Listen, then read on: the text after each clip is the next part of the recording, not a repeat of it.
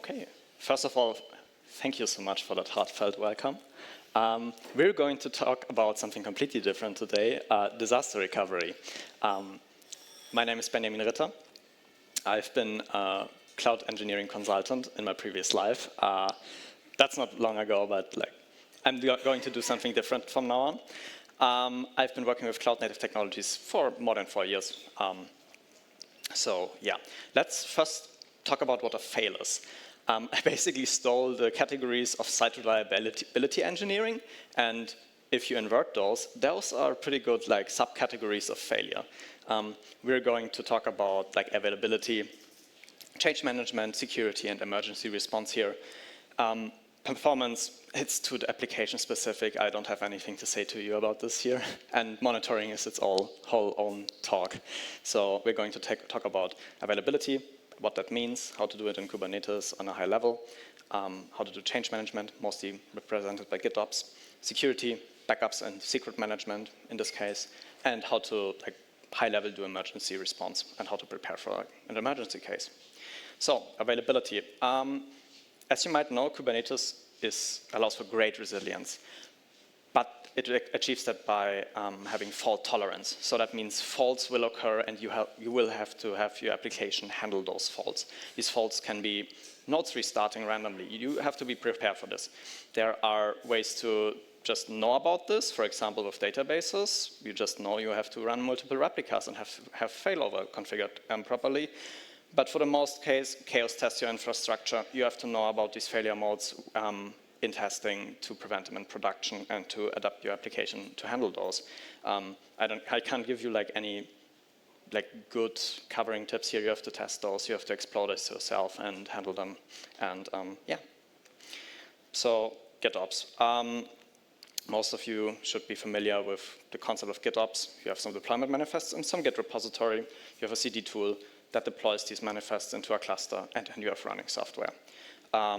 Why would you be interested in doing this?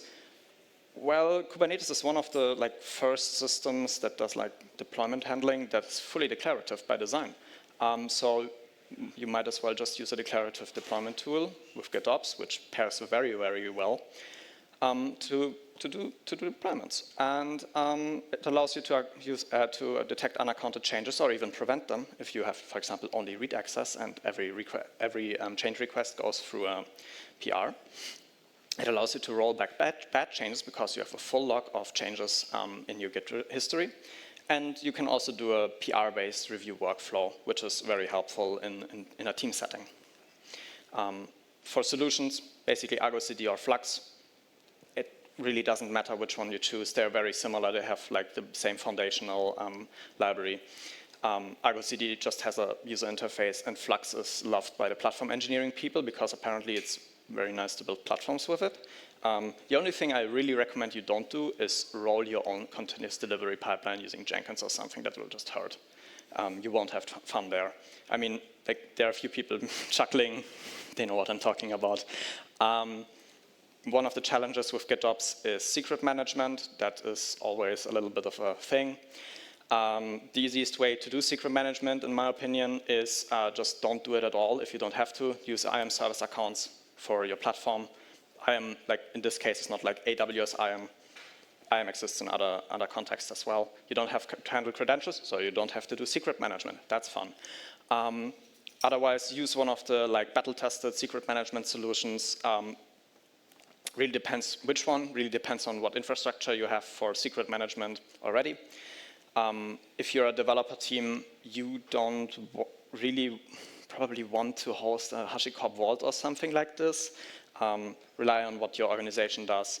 The really short answer for which secret management solution to use is if you don't have any secret store at all, use Bitnami sealed secrets. It's easy to get started with. You don't lock yourself in too much, and you can change it later. And if you have something that's supported by external secrets, use that. Otherwise, go watch my talk about secret management from last year.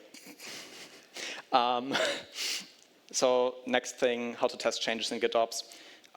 Basically, you have two methodologies you can use there for your projects. Static test environments, which are the classic staging QA, dev, and so on.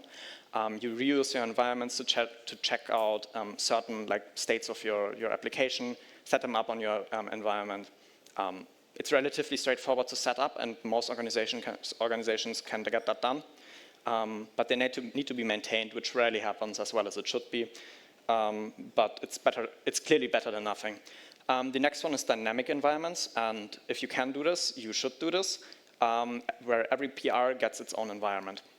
That requires a lot more engineering in the short term, but you will be able to test much more of your infrastructure there. You will have to make sure you're starting from a good state every time. So you don't have to maintain these environments much, but you have to maintain the code that's provisioning these environments. The only downside to this is your processes have to support this. You have to have basically APIs for every aspect of your external dependencies. I'm talking about DNS records, databases, certificates. If you have a database team where you have to write an email to get a database, this will be very hard. But if you can make it work, you will be able to rehydrate a large part of your infrastructure, and you will be able to test this very regularly, which gives you the confidence to move really fast. Speaking of databases, in general, if you can, use database operators. And a database operator is not only PG native, for example. It's also stuff like the Azure Service Operator or Crossplane. Just use the Kubernetes declarative API to provision a database somewhere. It doesn't have to be in your cluster, but it can be. If you have a database team, give your teams, your developer teams, access to the database lifecycle, specifically creation, deletion, restore, and backup. Those are the ones that are important for rehydrating environments. They're basically a requirement for dynamic environments. So yeah, take a look at this. There's also the option to run databases in cluster. I mean, manage databases, in this case, by a team or by a platform like AWS. They are fine, but most of the time they don't integrate really well with Kubernetes continuous delivery. They're also expensive, relatively. And sometimes, this is not as much as a problem as it used to be, but there are different features across cloud vendors because they sometimes just fork databases and deviate from the upstream a little bit. Also, if you have a separate database team and they're located in one data center and you have your application running in another data center, you will have cross-data center latency, which will hurt your performance in a major way. Also, you will have overhead by having to communicate with the separate database team for stuff if you don't have an API for it, which I have never seen. But if your database team has an API to provision databases, please talk to me. I really want to know more about this. General advice here. Database clusters. You run your database always in a clustered configuration, no single node databases. Also in test environments, because your software has to support database reconnection. And testing this in a test environment should always be done. If you need an operator, use persistence. What is the alternative? Well, there are Helm charts for databases. They don't work as you would expect them to. They don't support leader failover, so they're very limited use here. I'm especially looking at the Bitnami Helm charts because they seem pretty well and pretty widely used, but they don't do the same thing as just the simplest operator you can get. And as always, monitoring and backups. And especially if you're just an operator, set up while streaming, get point-in-time recovery for pretty cheap. So the question you have to ask yourself is, what does your test cover in terms of infrastructure? Which parts of your infrastructure are tested by your continuous delivery?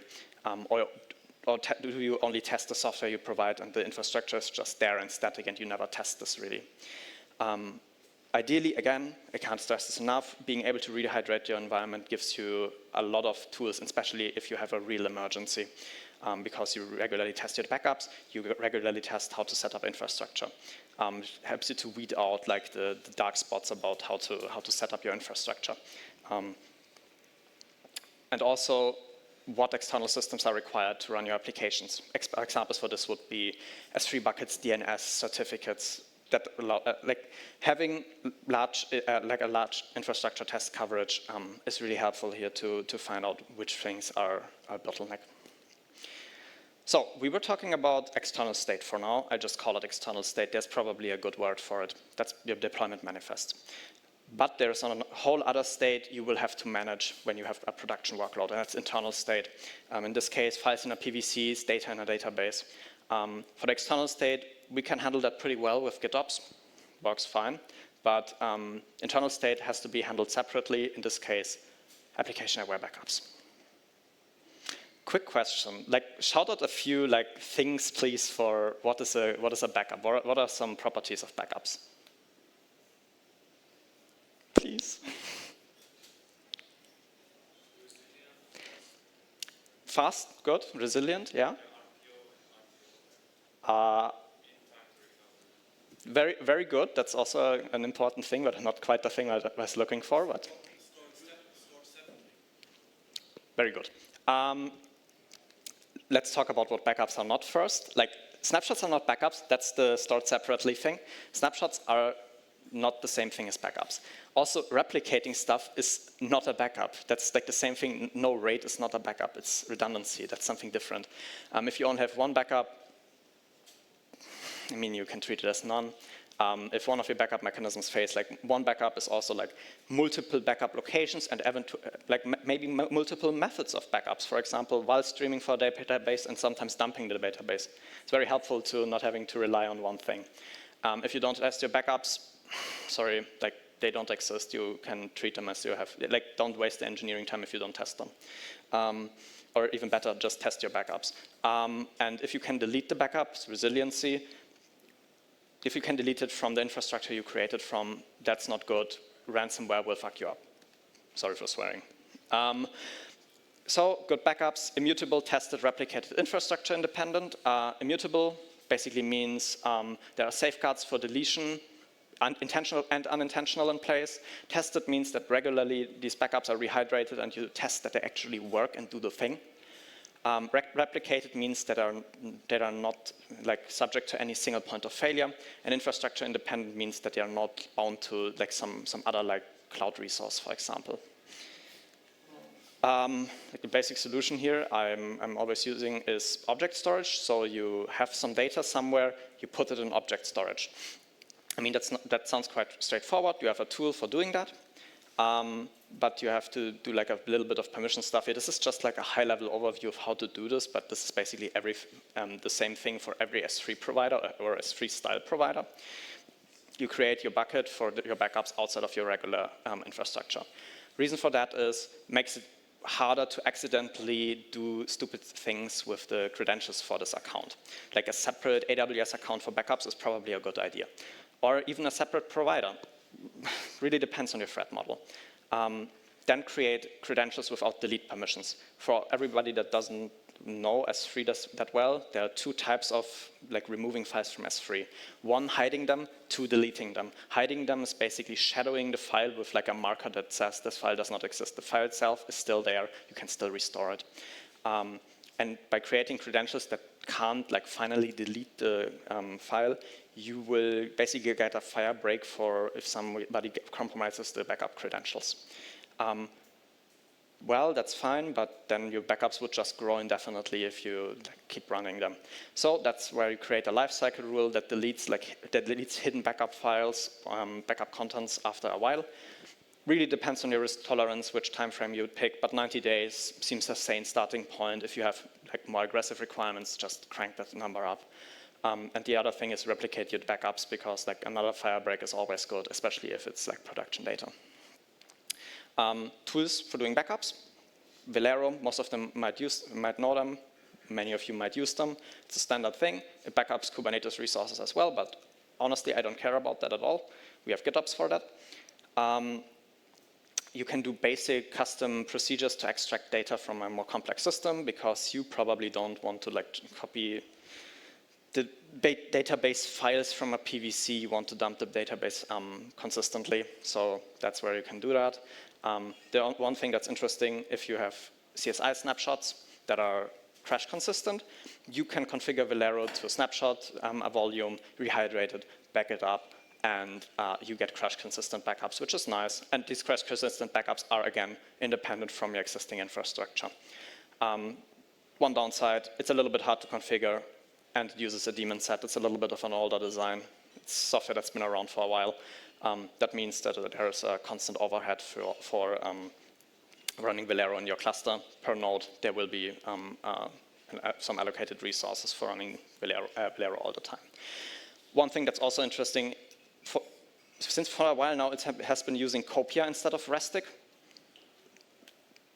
Seems to be a little bit more reliable, I've been told. So yeah. The next thing I want to talk about is Ketchup. It does a very similar thing to Velero. It backs up stuff into an object storage. They have pre-backup pods, which is a little bit of a nicer way to do custom backup procedures instead of like annotating a command onto a pod. You don't have to configure it much. First time I used it, it took me like 30 minutes to get the first backup running, and everybody that has configured Velero probably knows that Velero is not that fast. Like it takes a while to get it working.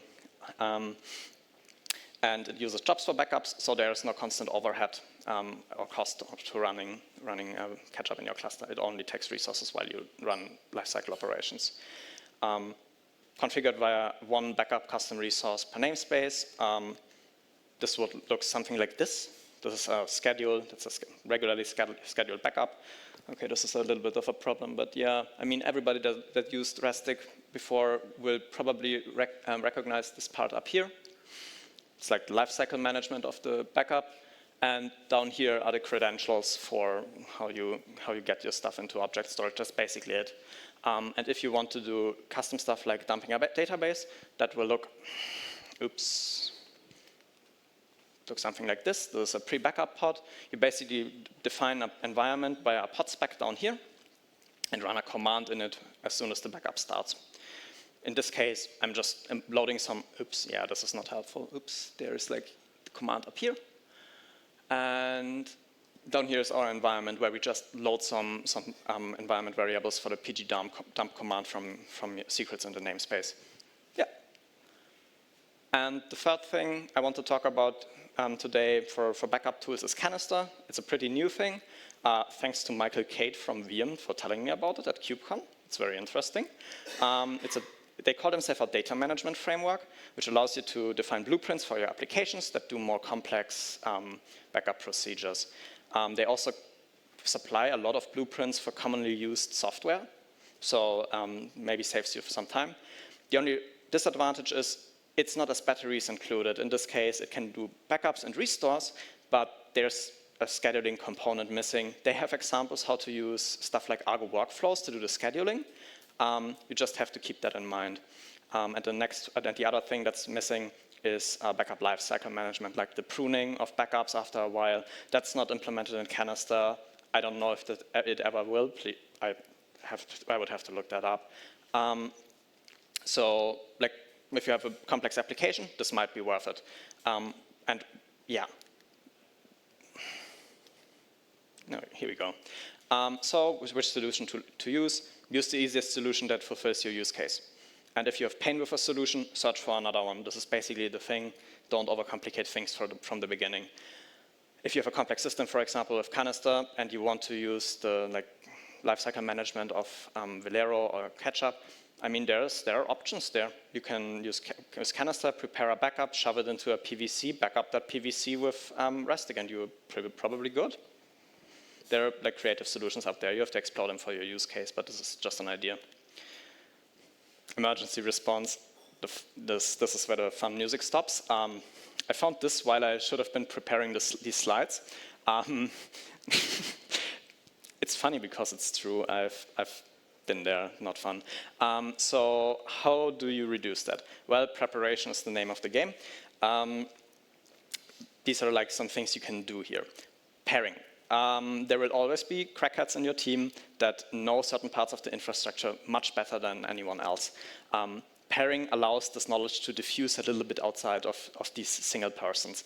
It's not necessary that everybody can do anything, but like reducing the single points of failure as much as reasonably possible is always a good idea. Next thing, idiomatic tooling. That just means if there's a CNCF project that does the thing for 95% of cases and probably 95% of your use cases, And you could also write your own stuff, probably use the CNCF project, because there are people that know how this works. You can join the Slack, you can ask them what's going on, you can Google stuff. This is important in an emergency situation where you just can't go in there and be like, oh yeah, let's write the thing we are missing from our tooling because we didn't think about that use case yet. The easiest work is the one somebody else has done. And the next thing, test your restore procedures. Again, dynamic environments are your friend here. If you have dynamic environments, you're doing like basically restore procedures, emergency restore procedures every day, multiple times, every time you deploy your software. It allows you to have a codified way of like restoring stuff, because like it's nice to have backups, but it's even nicer to have like one button to run them and you're done. So in case an emergency happens, keep calm. This will go over. Nobody will lose their head, hopefully. If you are one of the calmer people in a team, calm down your colleagues. Also, what really helps with calmness is not playing the blame game just yet. There is a time for that, and it's definitely not while trying to restore your infrastructure. Assign an informed captain. If you don't do this normally, do it now. Just getting out of the analysis paralysis is paramount here, and having someone that like weighs out like the up and downs for this thing as one person and not as a like democratic structure speeds things up. And if it's one of your more senior members, it will probably also get like okay results but faster. Inform your stakeholders. It might be a little bit embarrassing to tell someone that you got a ransomware attack. But it's even worse if you get onto like the front page of Heise because you didn't report it and somebody found out. And also inform your DPO, especially if you're in Europe, because there are like very heavy fines for not reporting data breaches. Also, getting external help is not a sign of like incompetence. This is a very extreme situation and you want to get some help. And I'm not talking about like PR help here. There are companies that specialize in the technical side of emergency response. Yes, they cost money and they're not cheap, but they know what they're doing, they know what is necessary. But one thing, keep in mind, not all of them are in the cloud native age yet. I had to deal with one of these companies and they had no idea how to deal with Kubernetes decontamination. So it's probably a good idea to screen some potential candidates for this role before an emergency happens. And like the best time for this was yesterday. The second best time is now. And the last thing, prioritize the service recovery. That's important. That's the thing that's necessary now. But get a Google Docs or something and write down what dirty hacks you did to get it working again. You don't want to stumble over something you did like a year ago during disaster recovery that leads to problems now. So basically, summary about all of this. Explore your failure modes. Knowing them will help you respond to emergencies. Test your infrastructure. It's a thing that needs to be tested as well as your software. And the third thing is distribute knowledge. People leave companies for any reason. And having a way to respond to a disaster anyway is nice. Thank you so much for listening. Thank you. Thank you. Do we have some questions from the audience about your disaster recovery? Yeah, there is a question. There are already two questions. I try to find my way here. Thank you for the talk. I have a question regarding Ketchup, I think was the tool's name. Could you maybe switch to the slide where the manifest is shown? Sure. Give me a second.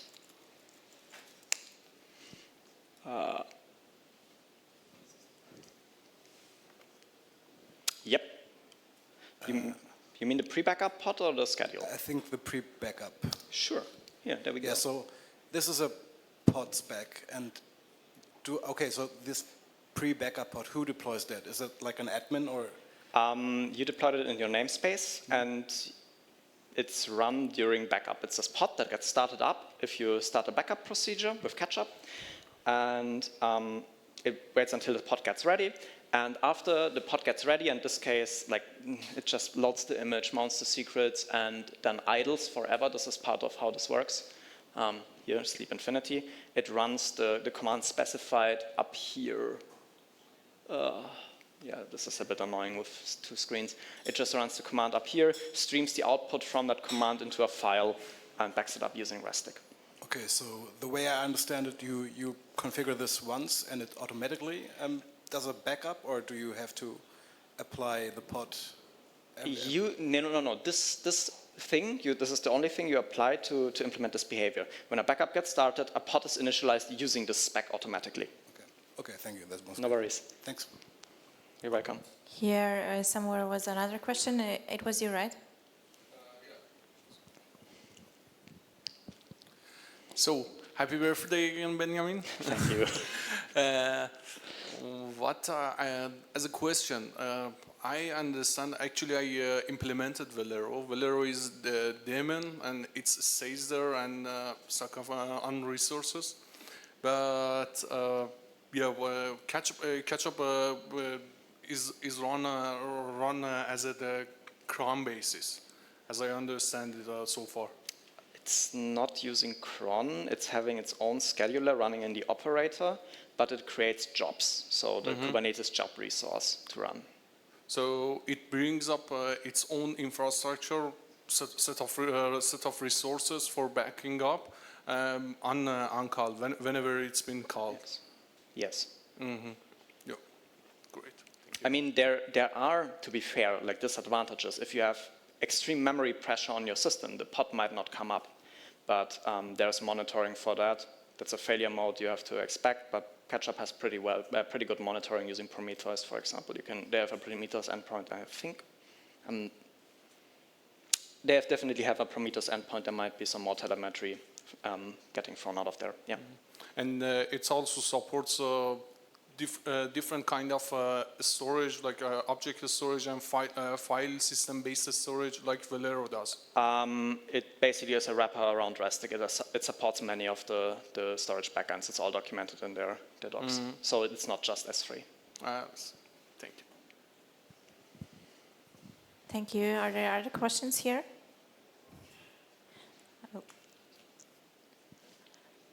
No, as far as I can see, there are not. So we are done with this part as well, and now it's time for your birthday cake, I think. We have 50 minutes break, so see you in almost 1 hour back here. Thank you.